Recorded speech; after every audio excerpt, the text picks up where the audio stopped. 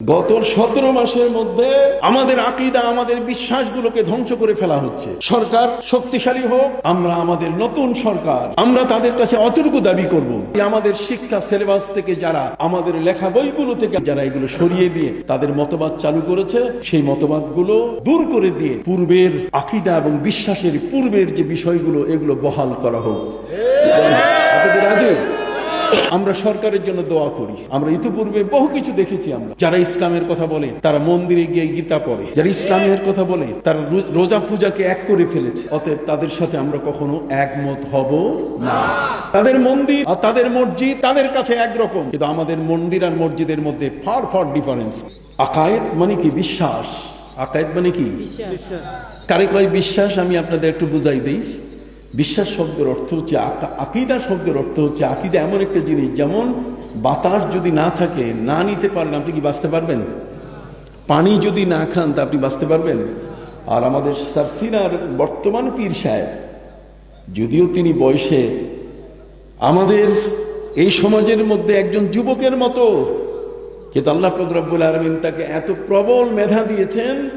সারসিনার পীর সাহেব তিনি বলেছেন যে আকীদা হলো আমাদের পাইলিং। একটা বিল্ডিং উঠতে গেলে কি লাগে? পাইলিং দিতে হয়। পাইলিং যদি না থাকে তাহলে অনেক সময় বিল্ডিংটা কি হয়ে যায়? কাইত হয়ে যায়।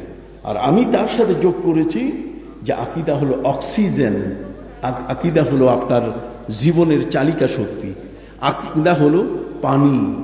পানি যদি আপনি পান না করেন আপনি বাঁচতে পারবেন না।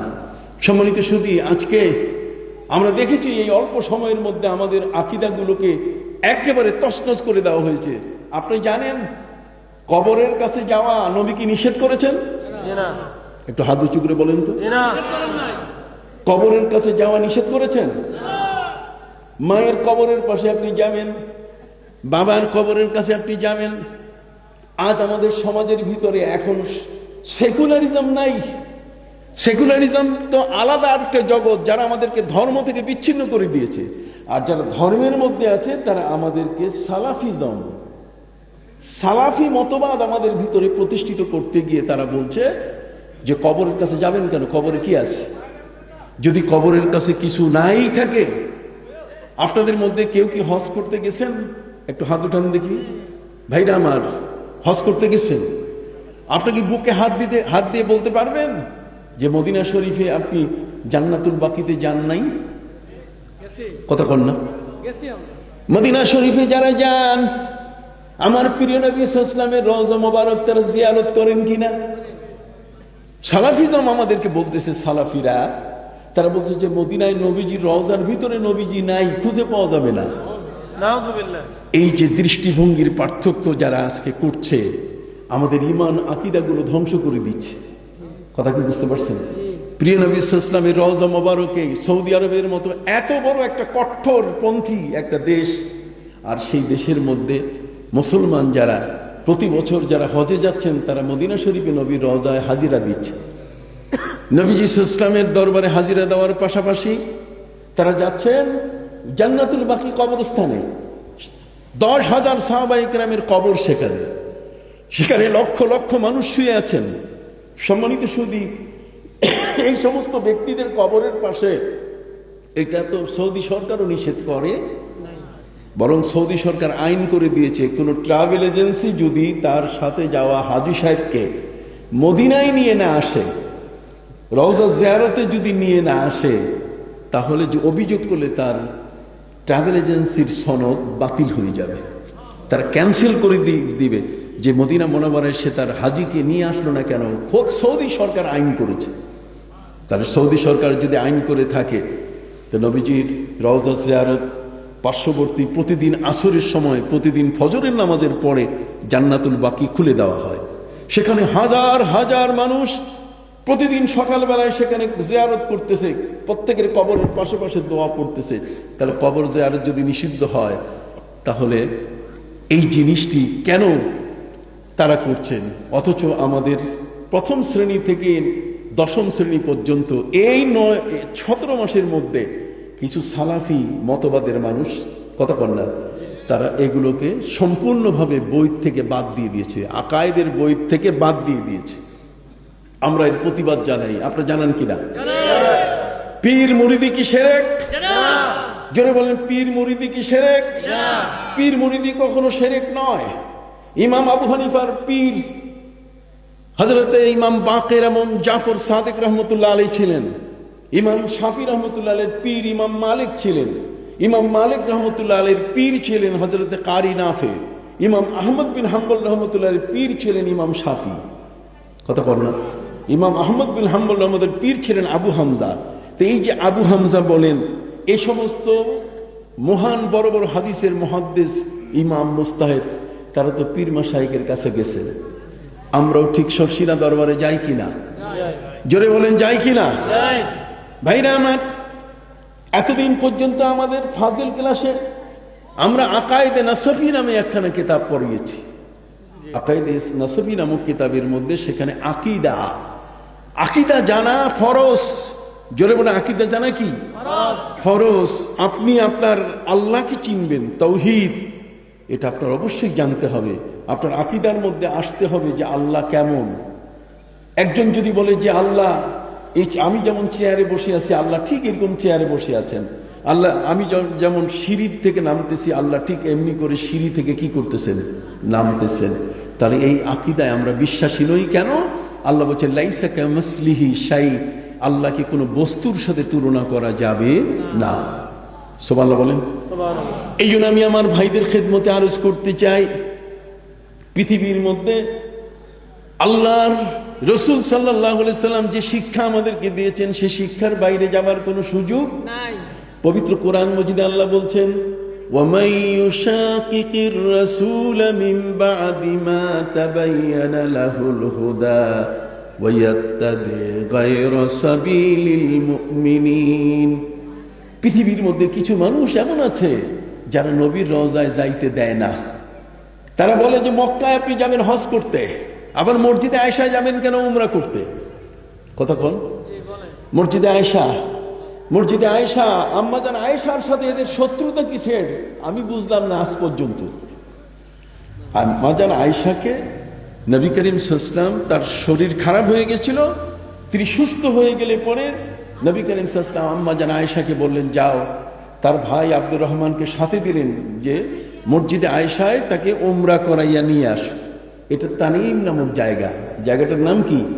তানিম। তখন মসজিদে আয়েশা হয় নাই। আপনি কি বুঝতে পারছেন? তাহলে মক্কা শরীফ থেকে 7.5 কিলোমিটার দূরে তানিম নামক এলাকা, হরমের বাইরে। প্রশ্ন হচ্ছে, যারা মক্কায় প্রবেশ করবে হাজী সাহেব, তাদের যদি উমরা করতে হয় তাহলে হরমের বাইরে যেতে হবে। এখানে হরমের সীমানাটা খুব কাছে, হরমের সীমানাটা মাত্র 7.5 কিলোমিটার দূরে। তাহলে 7.5 কিলোমিটার দূরে যদি হরমের সীমানাটা হয়, তাহলে এর কাছে গিয়ে যে একদিকে 24 কিলোমিটার, একদিকে 33 কিলোমিটার, একদিকে 19 কিলোমিটার, তার চেয়ে 7.5 কিলোমিটার দূরের, এটা কি খুব দূর একটা? নবী করিম সাল্লাল্লাহু আলাইহি ওয়াসাল্লাম তার স্ত্রী আম্মাজান আয়েশাকে সেখানে পাঠাই দিয়েছেন। এখন আপনি যদি বলেন যে ওখানে আম্মাজান আয়েশা গেছেন এই জন্য আমাদেরকে যাওয়া যাবে না, তাহলে আম্মাজান আয়েশার সাথে শত্রুতা কেন? ঠিক এই ধরনের কিছু জ্ঞান পাপী যারা আম্মাজান খাদিজার সাথেও শত্রুতা পোষণ করে, কি করে কিনা, তাকে বুড়ি বলে। কথা বলেন, তাকে কি বলে? বুড়ি বলে, তালাক খাইছে বলে। এই সমস্ত ব্যক্তিরা, তার এই যে বিষয়গুলো আমাদের শিক্ষা জগৎ থেকে সবকিছু দূর করে দেওয়া হচ্ছে। এক সেকুলারিজম আমাদের ধর্ম আর রাষ্ট্রকে বিচ্ছিন্ন করে ফেলেছে, আমাদের জীবনটাকে তছনছ করে দিয়েছে। সেকুলারিজম হচ্ছে ধর্মের সাথে আমাদের জীবনের কোনো কর্মকাণ্ডের কোনো যোগাযোগ থাকবে না। তার মানে সেকুলার শব্দের অর্থ হচ্ছে ধর্ম নিরপেক্ষ। কথা কর না? ঠিক এমনি করে কমিউনিজম, কমিউনিস্ট যারা আল্লাহকে মানে না, আমরা কি হতে পারি? ঠিক অনুরূপ ভাবে আমাদের উপর এখন আক্রমণ হচ্ছে সালাফিজমের আক্রমণ।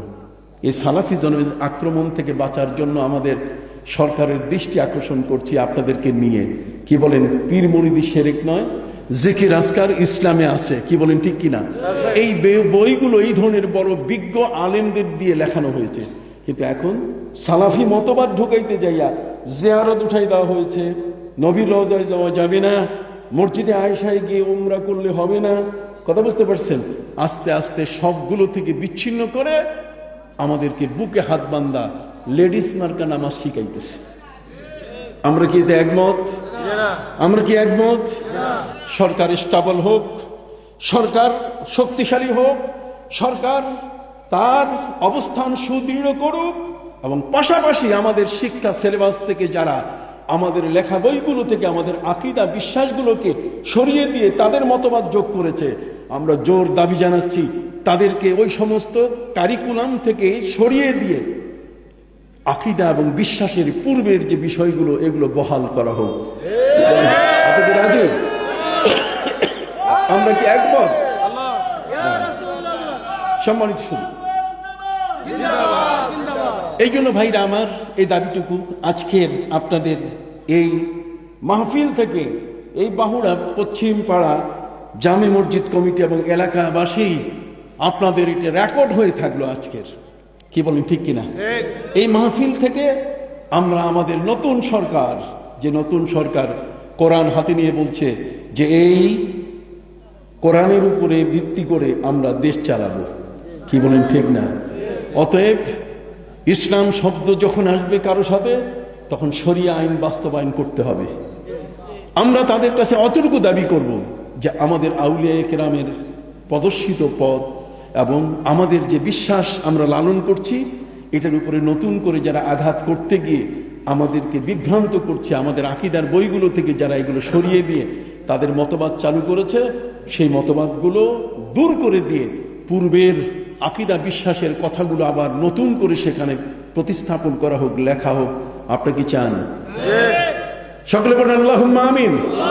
আরো জোরে বলেন আল্লাহুম্মা আমিন। আমরা সরকারের জন্য দোয়া করি। কথা বলেন, আমরা সরকারের জন্য কি? আমরা ইতিপূর্বে বহু কিছু দেখেছি। আমরা দেখেছি যারা ইসলামের কথা বলে তারা মন্দিরে গিয়ে গীতা পড়ে, যারা ইসলামের কথা বলে তারা রোজা পূজাকে এক করে ফেলেছে। অতএব তাদের সাথে আমরা কখনো একমত হব না। তাদের মন্দির আর তাদের মসজিদ তাদের কাছে একরকম, কিন্তু আমাদের মন্দির আর মসজিদের মধ্যে ফার ডিফারেন্স। কি বলেন, ঠিক কিনা? আমরা কোনোদিন মন্দিরের যাওয়ার পক্ষপাতী নই। কথা বল না। আমরা কোনোদিন রোজা আর পূজাকে এক করার কোনো সুযোগ আমরা দেখি না। এতে ঈমান নষ্ট হয়ে যাবে, বেঈমান হয়ে যাবে, কুফরি হয়ে যাবে। এর চেয়ে বড় কুফরি আর কিছু নাই। এতে যারা এই কথাগুলোকে প্রচার করেছে তাদের স্ত্রী হিসাবে নাই, যেতে ঈমান নষ্ট হয়ে গেছে। কাজে আমি আপনাদেরকে বলবো, আসুন আমরা ইকরা বিসমি রাব্বিকাল্লাযী খালাক পড়ুন আপনার প্রভুর নামে, যিনি সৃষ্টি করেছেন। শুধু তাই নয়, তিনি সৃষ্টি করেছেন জমাট বাঁধা রক্তপিণ্ড থেকে।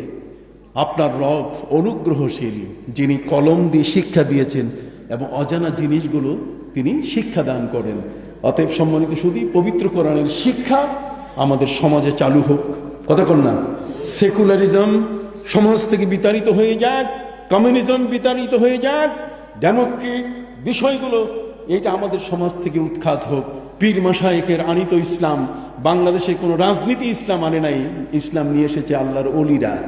কাজে সেই তাসাউফ, সেই তাসকিয়া আমাদের সমাজের মধ্যে আবার নতুন করে সরকার চালু করুক। আল্লাহ কবুল করুন, সকলে বলুন আমিন।